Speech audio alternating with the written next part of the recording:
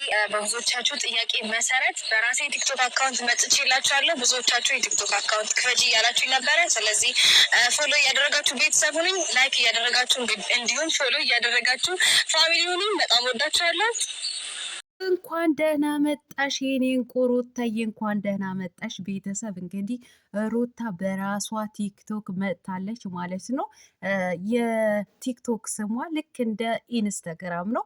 ምንድን ነው የሚለው? ኦፊሻሊ ሩታ ሀብቴ ነው የሚለው የቲክቶክ ስሟ ማለት ነው። ሁላችሁንም ገብታችሁ ፎሎ አድርጓት፣ ፎሎ አድርጓት። እንግዲህ በ24 ሰዓት 100,000 መግባት አለባት ማለት ነው። ታሪክ መስራት አለብን የሩታ ወዳጆች ማለት ነው።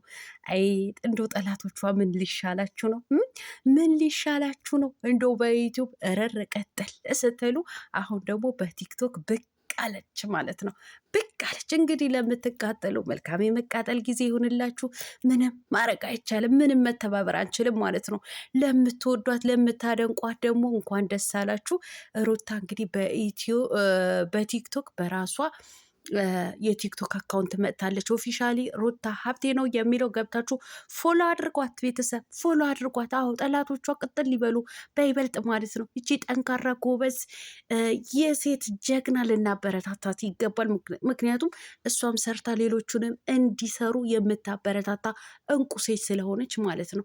እንቁ ሴት ስለሆነች ማለት ነው። እኛም እያየናት እየበረታን ነው፣ እየሰራን ነው ያለ ነው ማለት ነው። ስለዚህ እንደዚህ አይነት ደግሞ ሰርተው ለሚያሰሩት ደግሞ ማበረታታት አለብን ማለት ነው። እርጉዝየዋ በራሷ የቲክቶክ አካውንት ብዙዎቻችን እንድትከፍት እንፈልግ ነበረ ማለት ነው። እነዛ ዘረጦች የራሳቸው አላቸው። እሷስ ሁማን ምንድን ነው? ሁማይነስ ማን ከማን ያንሳል? እንግዲህ ሩታ ከማን ታንሳለች? አሁን በራሷ የቲክቶክ አካውንት መጥታለች።